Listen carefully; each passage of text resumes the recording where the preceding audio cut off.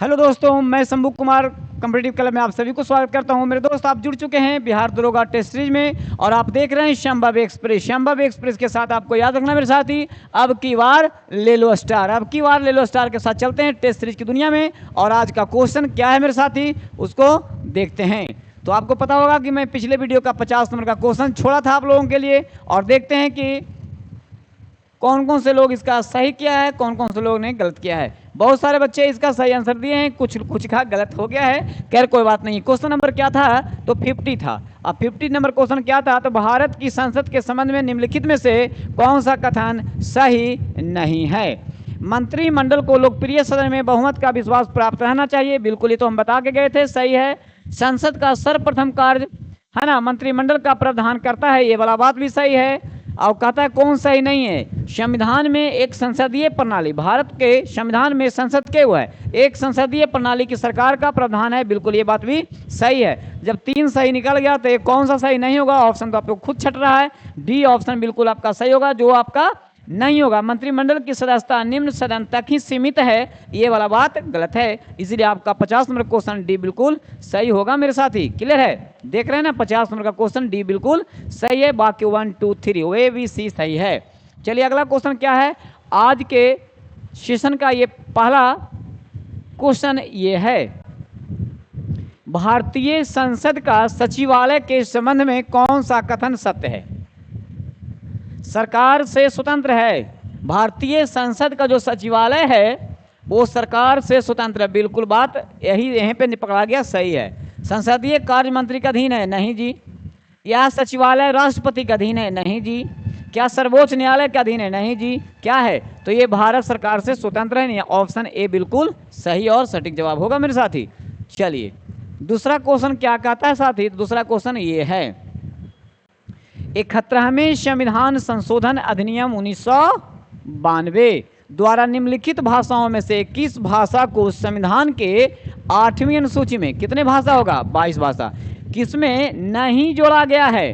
अब कहता है कि 92 में कौन कौन जोड़ा गया है, तो पहले जोड़ा गया उसको देख लेते हैं। कोंकणी जोड़ा गया, नेपाली जोड़ा गया, मणिपुरी तो जोड़ा गया, कौन नहीं जोड़ा गया, तो यहाँ पे लिखा जो है कश्मीरी लिखा हुआ है, कश्मीरी नहीं जोड़ा गया, इसलिए ऑप्शन आपका एक बिल्कुल सही और सटीक जवाब हुआ मेरे साथी। चलिए अगला क्वेश्चन आपका ये रहा, स्क्रीन पे ध्यान देना है, निम्नलिखित में से कौन केंद्र और राज्यों में राजस्व बंटवारे के लिए मापदंडों की अनुशंसा करता है। तो केंद्र और राज्य के बीच के जो मध्यस्थता करने वाली होती है, उनके राजस्व के जो बंटवारा करती है, उस आयोग का नाम है वित्त आयोग, उसका नाम है वित्त आयोग। यहाँ कह रहा है कि योजना आयोग, केंद्रीय वित्त मंत्रालय, राष्ट्रीय विकास परिषद, गलत है। इसका आंसर आपका बिल्कुल सही जवाब होगा वित्त आयोग। वित्त आयोग का आपने सुने होंगे अनुच्छेद 280 में, याद होगा। वित्त आयोग के प्रथम अध्यक्ष कभी कभी बहुत ज्यादा पूछा गया है क्वेश्चन, के.सी. नियोगी, आपको याद रखना है, याद रखना है। और अभी आपको कमेंट में बताना है कि वर्तमान में के में वित्त आयोग चल रहा है, जिसके अध्यक्ष कौन हैं, कमेंट में आप बताएंगे जरूर। चलिए भूवैज्ञानिक समय के सबसे बड़े खंड को क्या कहते हैं। भूवैज्ञानिक बताइए, समय के सबसे बड़े खंड को क्या कहते हैं। सबसे बड़े खंड, समय कैसे कैसे बटा है, ध्यान रखें। इथियोन, महाकल्प, युग, काल, इसको बोलते हैं इयोन, है ना, यह है तो इयोन। उसके बाद होता है महाकल्प, तब होता है कल्प, तब होता है युग, तब होता है काल। तो सबसे बड़ा पूछ रहा है ना, तो सबसे बड़ा जो होगा इयोन होगा। आपका ऑप्शन ए बिल्कुल सही जवाब होगा, सबसे बड़ा होगा ये इयोन, तब होगा महाकल्प, उसके बाद होता है कल्प, तब होता है युग, तब होता है काल, ध्यान रखना है। चलिए अगला क्वेश्चन आपका ये रहा स्क्रीन पे, निम्नलिखित में से कौन सा ग्रह चट्टानों से बने हुए नहीं है। शनि, बुध, शुक्र और मंगल। तो इसका ऑप्शन अगर नहीं बना हुआ है वो होगा आपका शनि। बुध, शुक्र, पृथ्वी, मंगल के नाम सुना होगा, है, इसको आंतरिक ग्रह भी कहते हैं। किसको किसको, बुध, शुक्र, पृथ्वी और मंगल को आंतरिक ग्रह कहते हैं। याद रखें, जो सभी चट्टानों से बने हैं। कह रहा है कौन सा ग्रह चट्टानों से बने हुए नहीं है, तो नहीं में कौन आएगा? शनि ग्रह। चलिए ऑप्शन ए बिल्कुल सही जवाब। अगला क्वेश्चन आपका ये रहा स्क्रीन पे, ध्यान देना है। एशिया में विश्व का सर्वाधिक जनसंख्या घनत्व वाला देश कौन सा है? भारत, सिंगापुर, बांग्लादेश, पाकिस्तान। मतलब कि क्षेत्रफल कम और लोगों की जमावड़ा ज़्यादा, तो ऐसा आंसर आपको मिलेगा आपका एशिया में सिंगापुर। क्या मिलेगा? सिंगापुर। चलिए अगला क्वेश्चन आपका ये रहा स्क्रीन पे, ध्यान देना है। बादलों की दिशा एवं गति मापने वाला यंत्र क्या है? स्ट्रोबोस्कोप, विस्कोमीटर, साइटोट्रॉन या नेफोस्कोप? आपको याद रखना पड़ेगा, नेफोस्कोप से ही बादलों की दिशा एवं गति मापी जाती है। किससे? नेफोस्कोप से। चलिए अगला क्वेश्चन ध्यान देना है। अगला क्वेश्चन क्या है मेरे साथी? अगला क्वेश्चन ये रहा आपके स्क्रीन पे, है ना। चलिए, निम्नलिखित में से कौन सा कथन सत्य नहीं है? यूरोप एकमात्र महाद्वीप है जिसमें कोई मरुस्थल नहीं है। क्या ये सत्य नहीं है? नहीं, ये तो सत्य है। कौन सत्य नहीं है उसको पकड़ना है।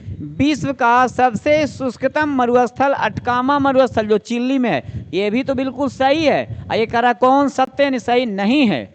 चलिए ठीक है। विश्व का सबसे बड़ा उष्ण माने गर्म मरुस्थल सहारा है अफ्रीका में, बिल्कुल ये बात भी तो सही है। 3 के 3 आप मरुस्थल से पूछा गया, तीनों बात सही है।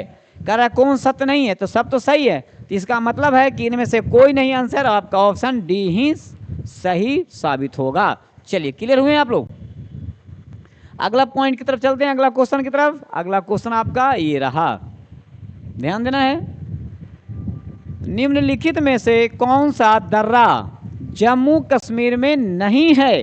तो ध्यान देखना है, जम्मू कश्मीर में नहीं है। काराकोरम जम्मू कश्मीर में, पीर पंजाल जम्मू कश्मीर में, बनिहाल दर्रा जम्मू कश्मीर में। ये 3 के 3 जम्मू कश्मीर में है मेरे साथी। कौन नहीं है? तो देखिए, ये भी पहले जम्मू कश्मीर में हुआ करता था, मगर अब बंटवारा हो जाने के कारण जम्मू कश्मीर और लद्दाख बट गए हैं, इसलिए अघिल जो है ये आपका लद्दाख में पड़ता है। इसीलिए आपका आंसर बी बिल्कुल सटीक और सही जवाब होगा मेरे साथी। चलिए अगला क्वेश्चन आपका ये रहा। क्या क्वेश्चन कह रहा है कि सिंधु नदी का सबसे बड़ी सहायक नदी कौन है? झेलम, रावी, चिनाब, ब्यास, सब एक दूसरे का सहयोगी है, लेकिन सबसे बड़ा सहयोगी जो पूछ रहा है वो आपका चिनाब नदी होगा। चलिए आंसर क्लियर है, आगे बढ़ते हैं। अगला क्वेश्चन आपका ये है ना। अगला क्वेश्चन क्या कहता है मेरे साथी, ध्यान देखना है। मैं क्वेश्चन पढ़ता हूँ, ऑप्शन लगाएंगे आप देख करके, ठीक। निम्नलिखित में से कौन सा कथन सत्य है? कथन क्या कह रहा है, कौन सा कथन सत्य है? भारत का सर्वाधिक लंबा राष्ट्रीय राजमार्ग NH-44 है। NH-44 में जवाहर सुरंग स्थित है। राष्ट्रीय राजमार्ग संपूर्ण देश के सड़कों को कुल लंबाई का 2% है। अब कहता है कि इनमें से कौन सा क्वेश्चन सही होगा? क्या 1 और 2 सही है, 2 और 3 सही है, 1 और 3 सही है, कि इनमें से सभी सही है? तो मेरे ख्याल से इनमें से सभी सही है, तो आपका ऑप्शन डी बिल्कुल सही जवाब होगा मेरे साथी। चलिए तो अगला क्वेश्चन क्या है मेरे साथी? अगला क्वेश्चन आपका ये है। क्वेश्चन यहाँ पे ध्यान से देखना है। मैं रुकता हूँ या पानी पी लेता हूँ और आप इसका क्वेश्चन देखिए और आंसर क्या होगा लगाइए। राष्ट्रीय पर्यावरण अभियांत्रिकी शोध संस्थान की स्थापना कब की गई? 1958 में, 1972 में, 1992 में, 1997 में। ध्यान देंगे आप।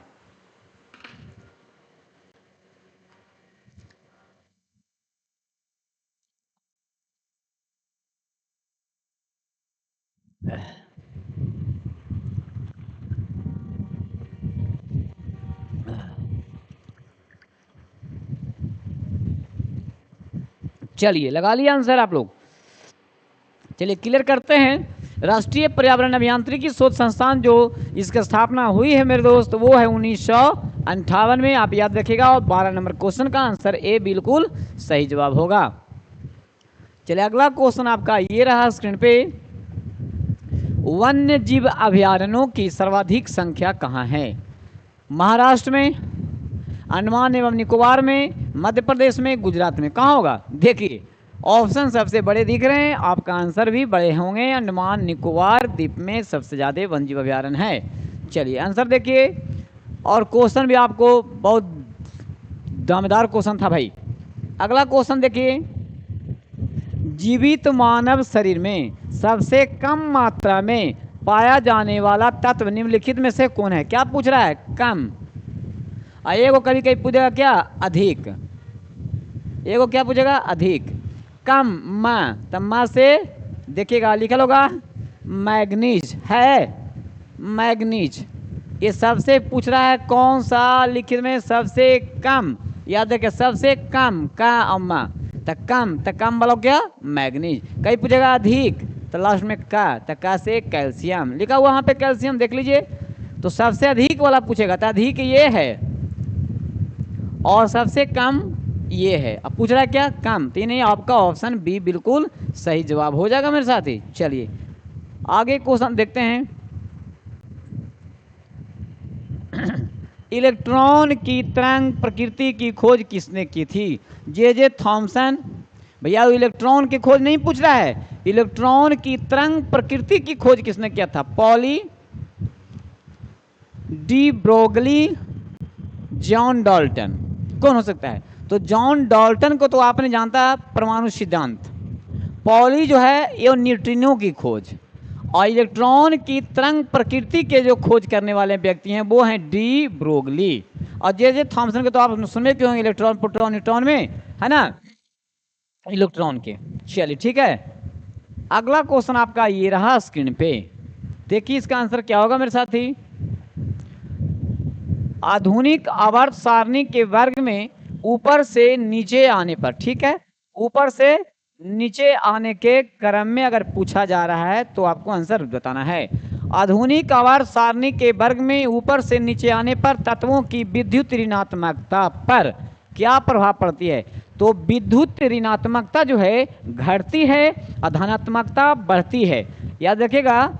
और उसका आयन, ऊर्जा आयन भी घटती है, तो इसमें भी जो है ऋणात्मकता का प्रभाव पड़ता है, घटती है। आपका ऑप्शन ए बिल्कुल सही जवाब होगा। चलिए अगला क्वेश्चन आपका ये रहा स्क्रीन पे।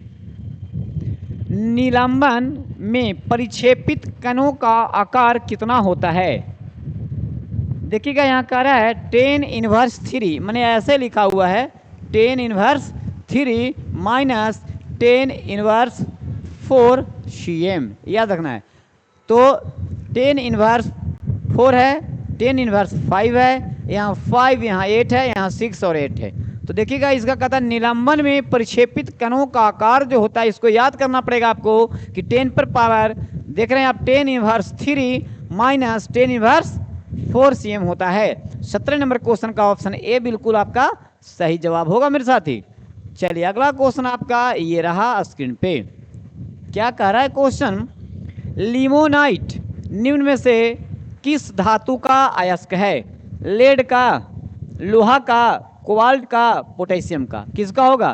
तो लिमोनाइट जो होता है वो लोहा का होता है, ध्यान रखिएगा। और लेड का तो आप लोग कभी कभी पूछा गैलेना, नाम सुनोगे गैलेना का, इंपॉर्टेंट है ये वाला भी याद रखिएगा। गैलेना पूछता है, याद रखिएगा, नहीं हमेशा पूछता है। और पोटेशियम के कभी कभी पूछता है कार्नोलाइट, इसका ये भी बहुत इंपॉर्टेंट है, कार्नोलाइट, जरा ध्यान रखिएगा, हमेशा पूछा जाता है। चलिए जो अगला क्वेश्चन क्या पूछ रहा है भाई? अगला क्वेश्चन कह रहा है जी कि निम्नलिखित में से किसे रोमन विटोल, है ना, विट्रोयल भी कहा जाता है? नीला थोथा, लाल थोथा, है ना, उजला थोथा या हरा कशीस को? सब थोथा को छोड़ दीजिए, पकड़ लीजिए आपको हरा कशीस को। निम्नलिखित में से किसे रोमन, है ना, कहता रोमन विट्रोयल कहा जाता है, तो हरा कशीस को, यानी डी आपका ऑप्शन बिल्कुल सही है मेरे साथी। चलिए ठीक है ना, आगे बढ़ते हैं हम लोग नेक्स्ट क्वेश्चन की तरफ बढ़ते हैं। अगला क्वेश्चन आपका ये रहा स्क्रीन पे, क्वेश्चन नंबर है 20। निम्नलिखित में से किसे नोबल का तेल, यानी कि नोबल का तेल कहा जाता है? ट्राई नाइट्रोटॉल्चिन को, ट्राई नाइट्रोफिनॉल को, ट्राई नाइट्रोग्लिसरीन को, ट्राई मिथाइन को, किसको कहते हैं?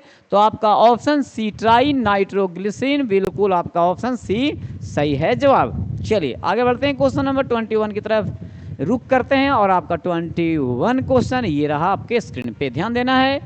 क्वेश्चन क्या है? निम्नलिखित में से सबसे प्रबल उपापचायक कौन सा तत्व है? सबसे प्रबल उपापचायक तो कहता है फ्लोरीन, क्लोरीन, ऑक्सीजन या नाइट्रोजन। तो इसमें जो होगा वो होगा फ्लोरीन। क्या होगा? वो होगा फ्लोरीन। ध्यान देंगे, फ्लोरीन जो होता है वो आपका ऑप्शन ए में लिखा हुआ है, बिल्कुल सटीक और सही जवाब होगा।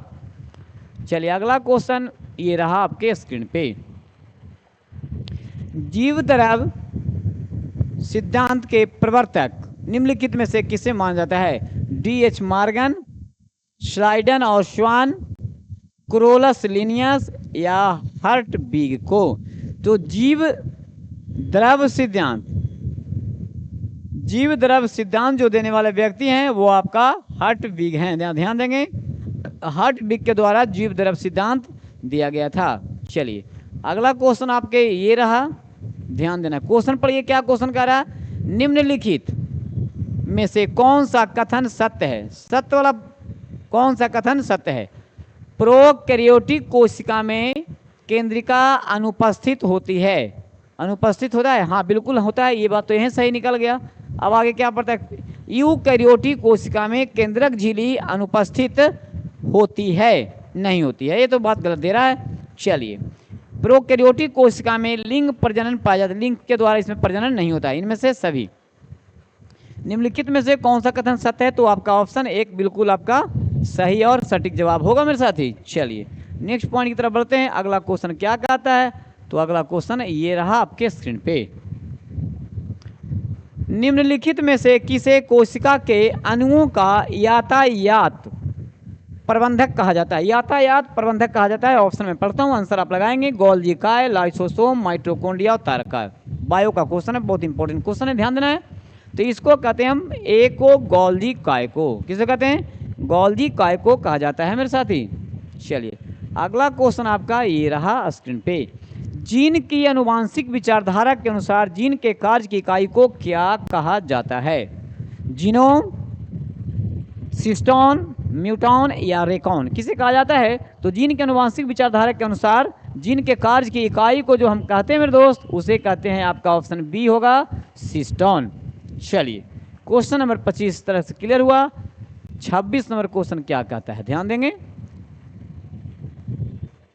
जीव द्रव में कार्बनिक तथा अकार्बनिक यौगिकों का अनुपात क्या होता है?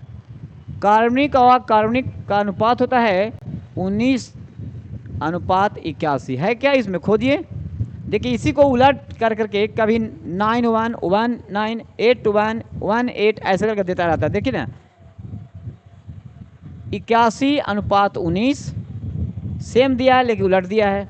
78:22 ये तो होगा नहीं। इसमें दिया है 22:78, एक आपका मर गया सी। बिल्कुल आपका 19:81 होता है जीव द्रव में कार्बनिक और अकार्बनिक का अनुपात, ध्यान रखना है आपको। चलिए अगला क्वेश्चन है,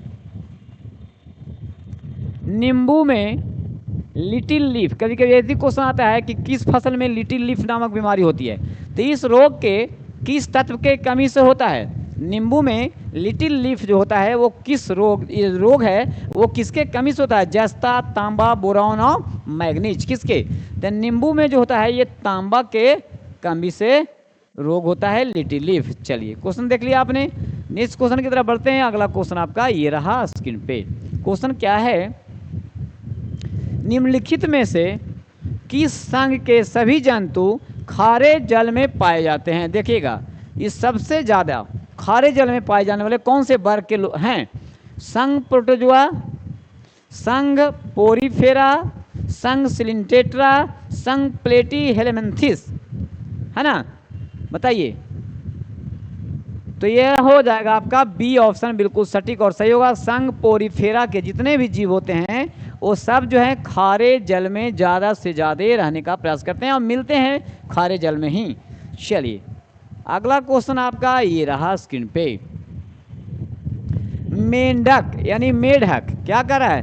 मेढक, ये मेढक होना चाहिए। मेढक किस वर्ग में आते हैं? मत्स्य वर्ग में, एम्फिया वर्ग में, स्तनी वर्ग में या सरीसृप वर्ग में? मेढक है जो स्थल में भी और जल में भी दोनों में रहने का काम करता है, उभयचर है, उसको हम कहते हैं एम्फीबिया वर्ग। क्या कहते हैं? एम्फीबिया वर्ग। ये मेढक जो है आपका बी ऑप्शन एम्फीबिया वर्ग में आता है। चलिए क्लियर हुआ। अगला क्वेश्चन क्या कहता है? अगला क्वेश्चन आपका ये रहा स्क्रीन पे। निम्नलिखित में से किस पादप हार्मोन के छिड़काव से बृहत आकार के फल तथा फूलों का उत्पादन किया जाता है? बताएं कौन से इसमें ऐसे हार्मोन्स का नाम होता है जिसे छिड़काव करने से बड़े बड़े आकार के फल तथा फूल होते हैं? ऑक्सीन्स, साइटोकाइनिन, फ्लोरीजेंस या जिब्रेलिन्स? याद रखना है आपका डी ऑप्शन बिल्कुल सही जवाब होगा मेरे साथी, जिब्रेलिन्स। यह पेड़ पौधे में लचीलापन का भी काम करता है और बड़े बड़े फल फूल देने का भी काम करता है, जिब्रेलिन्स। याद रखेंगे, एक प्रकार का पादप हार्मोन है। अगला क्वेश्चन ये रहा,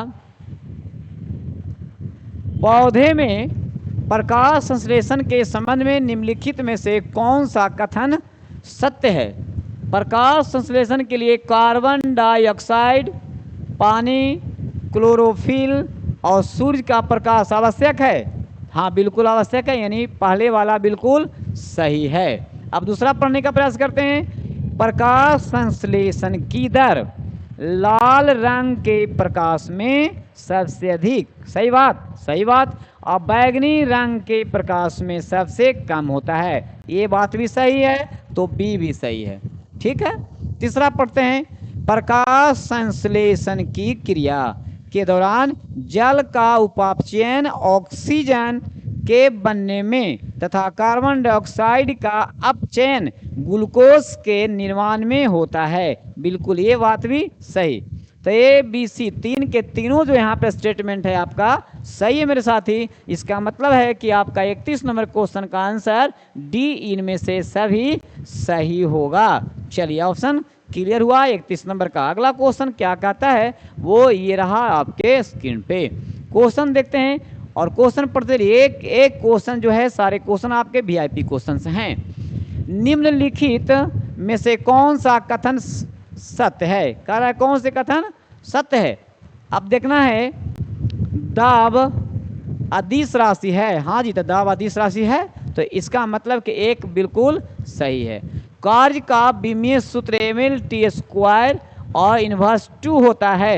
यहाँ पे गलती लिखा गया, चलिए ठीक है, ये बिल्कुल बात सही है। 1 और 2 सही है। विस्थापन धनात्मक ऋणात्मक हो सकता है परंतु शून्य नहीं हो सकता है, ये स्टेटमेंट गलत है। समतल कोण का ये शाही मात्रक स्टेरेडियन होता है, गलत है। ये स्टेरेडियन और ठोस ये सब कोण का माप होता है, यानी 3 भी गलत है और 4 भी गलत हुआ। तो ऑप्शन 1 और 2 है किसी में? चलिए 1 और 2, 1 और 2 आपका ऑप्शन डी में बिल्कुल बात सही है। अगला क्वेश्चन आपका क्या कहता है? तो अगला क्वेश्चन आपका ये रहा मेरे साथी। घर्षण बल के अधीन किया गया कार्य, घर्षण बल का जब काम होगा तो ऋणात्मक होगा। ऑप्शन देखिए, धनात्मक होगा, ऋणात्मक होगा, शून्य होगा, पहले धनात्मक फिर ऋणात्मक, क्या होगा? तो घर्षण बल के अधीन किया गया कार्य याद रखेगा क्या होता है? ऋणात्मक होता है। ऑप्शन आपका बी में बिल्कुल सही जवाब दिख रहा है मेरे साथी। अगला क्वेश्चन देखिए आपका क्या कहता है। भूस्थायी उपग्रह जियो स्टेशनरी सैटेलाइट के संबंध में कौन सा कथन सत्य नहीं है? कह रहा कौन सा कथन सत्य नहीं देखना है, तो पहले सत्य है उसको निकाल लेते हैं। यह पश्चिम से पूरब की ओर पृथ्वी की परिक्रमा करता है। जी बिल्कुल सही जवाब, क्योंकि पृथ्वी भी पश्चिम से पूरब की ओर घूमती है, उसी के अनुकूल ये भी काम करता है। इसका परिक्रमण काल पृथ्वी के परिक्रमण काल के बराबर होता है। बिल्कुल सही बात, ये 2 स्टेटमेंट सही है। इसका कक्षीय वेग 8 किलोमीटर प्रति सेकंड होता है। नहीं, ये गलत है जी। कितना होता है? इसका होता है 3.01 जो होता है ये किलोमीटर प्रति सेकंड होता है, इसलिए आपका सी गलती है। इसका मतलब क्या क्वेश्चन था? कौन सा कथन सत्य नहीं है? तो सी नहीं है, नहीं ऑप्शन सी होगा। यह उपग्रह पृथ्वी तल से लगभग 36,000 किलोमीटर की ऊंचाई पर रहकर पृथ्वी की परिक्रमा करता है। बिल्कुल बात सही है। क्वेश्चन 1 लाइनर क्वेश्चन में ऑब्जेक्टिव आता है कि भूस्थायी उपग्रह पृथ्वी से कितने किलोमीटर ऊंचा होता है? तो वो 36,000 किलोमीटर। चलिए, तो इस क्वेश्चन का आंसर सी बिल्कुल सही जवाब हो गया, बाकी सब सही हैं। चलिए अगला क्वेश्चन आपका ये है मेरे साथी। निम्नलिखित इसी तरह का स्टेटमेंट वाला क्वेश्चन है, कौन सा कथन सत्य है? देखिएगा, कह रहा है कौन सा कथन सत्य है। एक विद्युत धारा दूसरी विद्युत धारा पर बल लगाती है, इसकी खोज अलेसांड्रो वोल्टा ने की थी। एक क्वेश्चन, जब समानांतर चालकों में एक ही दिशा में विद्युत धारा प्रवाहित होती है तो दोनों के बीच आकर्षण बल लगता है। बिल्कुल सही जवाब।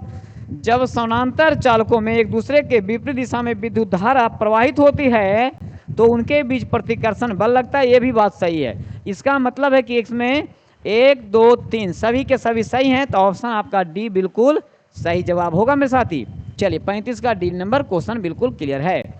अगला क्वेश्चन आपका क्या कहता है, तो 36 नंबर का क्वेश्चन ये रहा आपके स्क्रीन पे। निम्नलिखित में से वह कौन सी प्रक्रिया है जिसके द्वारा कोई वस्तु कुछ रंगों के प्रकाश को अवशोषित करती है और दूसरे को परावर्तित करती है। तो परावर्तित करती है तो ऑप्शन मिल गया, विवर्तन, परावर्तन, अपवर्तन, ए और सी दोनों क्या हो सकता है, तो देखिएगा ये हो जाएगा आपका ऑप्शन बी, परावर्तन। बिल्कुल सही जवाब। बड़ा इजी क्वेश्चन है ये, क्वेश्चन में ही आंसर इसका छुपा हुआ है।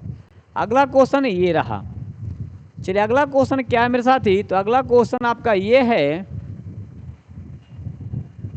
शाहजहां, चलिए मुगल काल का क्वेश्चन है, द्वारा निर्मित तख्ते ताउस, इसको बोलते हैं मयूर सिंहासन, पर बैठने वाला अंतिम मुगल बादशाह कौन था। बड़ा इजी क्वेश्चन है ये, रेलवे में बहुत बार पूछा गया क्वेश्चन है कि मुगल में तख्ते ताउस पर बैठने वाला है ना अंतिम बादशाह कौन है। क्या अहमद शाह, शाह आलम द्वितीय, मोहम्मद शाह या शाहजहां प्रथम, कौन होगा। शाहजहां द्वितीय लिखा हुआ है, कोई बात नहीं है, तो इसका आंसर जो होगा मोहम्मद शाह।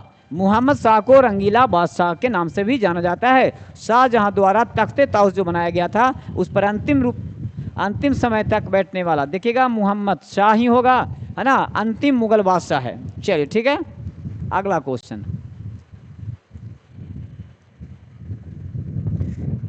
निम्नलिखित में कौन सा कार्य लॉर्ड वेलेस्ली द्वारा नहीं किया गया, ध्यान दीजिएगा।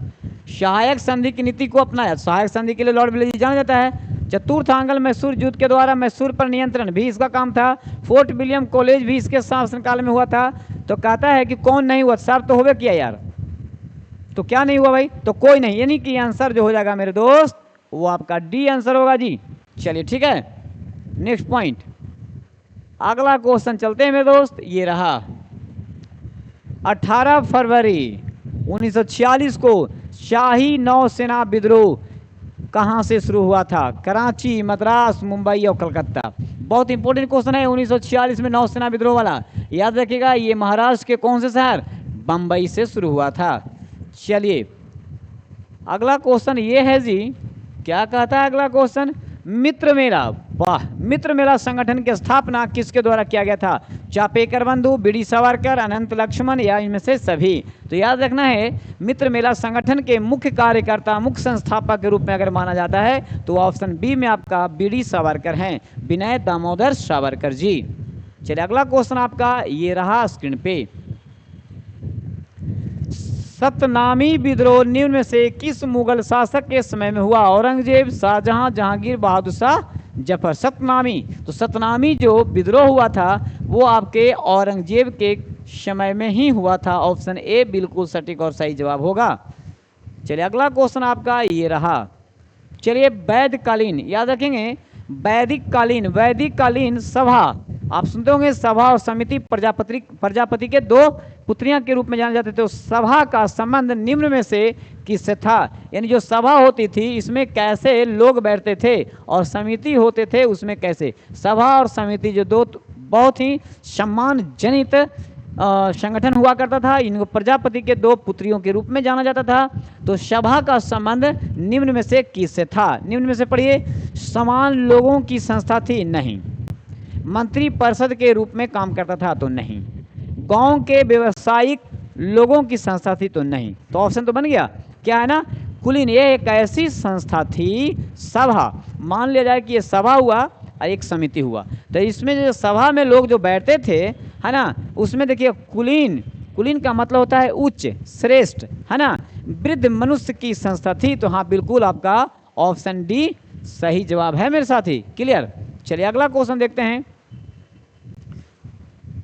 अगला क्वेश्चन आपका ये है, महाविभास सूत्र यह जो है एक टीका टिप्पणी लिखे जाने वाली, इस पर जो है बहुत ज़्यादा मात्रा में लोग क्या करते थे ना, टीका लिखते थे। टीका और टिप्पणी लिखे जाने वाले ये महाविवाद सूत्र एक पुस्तक है, याद रखेंगे, जो बौद्ध दर्शन का एक विशेष कोश है, यानी इसको विश्व कोश भी कह सकते हैं। विश्व कोश यानी कई ग्रंथों का सम्मेलन होता है, कई लोगों ने इसके ऊपर टीका टिप्पणी करके लिखता है। तो यहाँ पूछा जा रहा है, डायरेक्ट क्वेश्चन है कि महाविवाद सूत्र की रचना किस बौद्ध संगीति में की गई थी।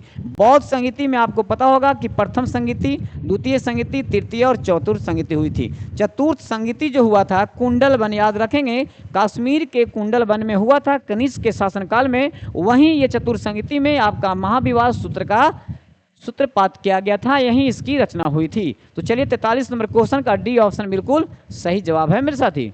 अगला क्वेश्चन आपका ये रहा, 44 क्वेश्चन है, ध्यान देना है क्या कह रहा है। कांग्रेस समाजवादी पार्टी, कांग्रेस समाजवादी पार्टी की स्थापना किसके नेतृत्व में किया गया।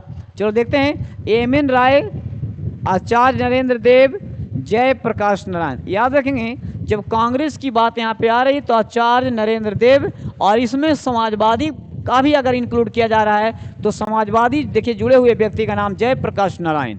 यानी ऑप्शन आपको मिल रहा होगा बी और सी, देखिए बी और सी होगा, बी और सी जो आपका ऑप्शन मिल रहा है वो डी नंबर में मिल रहा है। तो ऑप्शन डी बिल्कुल सटीक जवाब होगा 44 क्वेश्चन का। चलिए ठीक है, नेक्स्ट क्वेश्चन आपका ये रहा, देखिए कलाइकल, यहाँ पे जो होगा कलाइकल होगा, कलाइकर सर्कुलर का संबंध निम्न में से किस आंदोलन से था। स्वदेशी आंदोलन, सविनय अवज्ञा आंदोलन, भारत छोड़ो आंदोलन, असहयोग आंदोलन। याद रखेंगे तो कलाइकल सर्कुलर आंदोलन जो है वह जो है स्वदेशी आंदोलन से संबंधित है। 45 नंबर का क्वेश्चन बड़ा इजी है, ध्यान रखेंगे आप लोग। अगला क्वेश्चन आपका 46 नंबर का क्वेश्चन क्या कहता है, ध्यान देना है। कहता है यहाँ पे लिखा होगा मुगल बादशाह, याद रखेंगे मुगल काल में बंदरगाहों के प्रशासन की देखभाल निम्न से कौन करता था। यानी कि उनके काल में हाथियों का सेनापति और अश्व का सेनापति, पैदल सेना का सेनापति और कई राजस्व देखने वाले और कई हॉस्पिटल, माने अलग अलग प्रभाग के अलग अलग लोग हुआ करते थे। ठीक उसी प्रकार कह रहा है कि मुगल काल में बंदरगाहों के प्रशासन की देखभाल किन के हाथों में हुआ करता था। तो जो बंदरगाह को देख रेख करते थे उसे हम मुस्दी कहा करते थे, या मीर ए बर्र कहते थे, या मीर ए बहर कहते थे, या बाकिया नवीस कहते थे। याद रखना है, तो जो बंदरगाह को देख रेख करने वाले होते थे मुगल काल में उसे मुस्दी कहा जाता था। यानी 46 नंबर क्वेश्चन का ऑप्शन ए बिल्कुल आपका सही और सटीक जवाब होगा। चलिए 47 क्वेश्चन आपका ये रहा, देखेंगे बारदोली सत्याग्रह किस वर्ष चलाया गया था। तो बारदोली सत्याग्रह में ही सरदार वल्लभ भाई पटेल, गांधी जी आदि लोगों का इसमें नाम आता है, जिसमें बारदोली की महिलाओं ने है ना सरदार की उपाधि भी वल्लभ भाई पटेल को दिए थे। और ये कह रहा है कि किस वर्ष चलाया गया था। तो ये जो चलाया गया था वो कह रहा है कि 1927 में, 28 में, 32 में या 36 में। तो आपको याद होगा कि खेड़ा आंदोलन और आपका बारदोली सत्याग्रह ये दोनों बहुत इंपॉर्टेंट है। एक 1918 में है तो एक 1928 में है। तो बारदोली सत्याग्रह जो चलाया गया था वो आपका ऑप्शन 1928 में इंपॉर्टेंट है मेरे साथी। चलिए ठीक है, 48 नंबर क्वेश्चन क्या है वो आपका ये रहा 48 नंबर क्वेश्चन, है ना। तुगलक काल, आपने तुगलक काल के समझ में आ रहा होगा कि दिल्ली सल्तनत में गुलाब खिले तो सूंघ लो, है ना। गुलाब वंश, खिलजी वंश, तुगलक वंश, सैयद वंश और लोधी वंश, इसमें से अगर आता है तो तुगलक काल। क्वेश्चन आता है कि दिल्ली सल्तनत के 5 राजवंशों में सबसे अधिक अगर राजवंश में शासन किया है तो वो तुगलक काल, याद रखेंगे। और इसी तुगलक में अगर बात आ जाती है बिहार की, चलिए अपना बिहार आ गए, तो इसकी राजधानी उस वक्त कहाँ थी। तो ध्यान देना है, अभी आपका बिहार की राजधानी कहाँ है, तो बिहार की राजधानी अभी पटना है। लेकिन याद रखना है कि कुछ ऐसे भी काल हुए हैं जो मुंगेर भी आपकी राजधानी रही है। चलिए ठीक है, और लेकिन यहाँ पूछ रहा है कि तुगलक काल में बिहार की राजधानी कहाँ थी, क्या पाटलिपुत्रा थी। तो जो अभी पटना है उसी का नाम पाटलिपुत्रा, पुरुषपुर, पाटिल, पाटिलग्राम वगैरह रहा करता था। रोहतास था, दरभंगा था, बिहार शरीफ था। तो तुगलक काल में बिहार की जो राजधानी हुआ करता था मेरे दोस्त वो होता था आपका डी ऑप्शन में जो लिखा हुआ है बिहार शरीफ हुआ करता था। चलिए 48 नंबर क्वेश्चन का क्लियर हुआ। अगला है 49 जो आज के सेशन का ये सेकेंड लास्ट क्वेश्चन है ना। ध्यान देते हैं ये क्वेश्चन क्या कहता है। बिहार के कितने व्यक्तियों को वर्ष 2025 में, देखिए भाई ये क्वेश्चन करेंट है, इसको याद रखना है आगामी एग्जाम में। ये क्वेश्चन श्योर एंड सर्टेन है मेरे दोस्त। पद्म पुरस्कार देने की घोषणा की गई है कितने लोगों को, ध्यान देना है, 5 का, 6 का, 7 का या 9 का। अभी आप लोगों को मैं बताया कि भारत रत्न अगर पूछ दिया जाए, क्या अगर भारत रत्न पूछा जाए तो ये कितने लोगों को दिया गया 2025 में, तो 5 का याद रखेंगे। और पद्म पुरस्कार अगर दिए जाने की बात अगर पूछा जाए ओवरऑल में तो 139। आइए स्पेशल फॉर बिहार के लिए अगर ये क्वेश्चन आ जा रहा है तो बिहार में पद्म पुरस्कार अगर देने की बात की जा रही है तो ऑप्शन नंबर सी बिल्कुल है 7।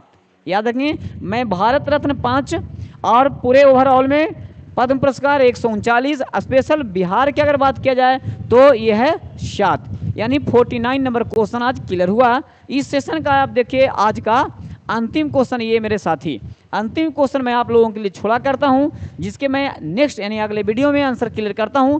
और ये 50 नंबर क्वेश्चन आपके लिए, अंतर्राष्ट्रीय न्यायालय के कोरम, कोरम का मतलब होता है गणपूर्ति, क्या होता है, इसका मतलब होता है गणपूर्ति, आपको पता होगा। तो देखेंगे आपको लोकसभा, राज्यसभा, हमारे संसद और बिहार में भी याद रखेंगे ये सब गणपूर्ति होती है। इन गणपूर्तियों की संख्या क्या होती है वो पूछा जाता है, मगर यहाँ पूछ रहा है अंतर्राष्ट्रीय न्यायालय। याद रखेंगे हमारे अंतर्राष्ट्रीय न्यायालय कहाँ है, तो द हेग में है। तो इसके कोरम की संख्या कितनी होती है, 4, 7, 9 और 11। जिनको कन्फर्म हो लगेगा option A B C D में आप आंसर देंगे मेरे दोस्त। चलिए तो आज तक इतना ही 50 नंबर क्वेश्चन के साथ मैं अपना विदा लेता हूं और फिर से मिलता हूं अगले वीडियो में धांसू 50 क्वेश्चन के साथ में, जो बिहार एसआई में मिलना एकदम स्वाभाविक होगा। आप लगे रहिए, जुड़े रहिए, तब तक आपको मेरी तरफ से धन्यवाद और मैं चलता हूं मेरे दोस्त। जय हिंद, जय हिंद।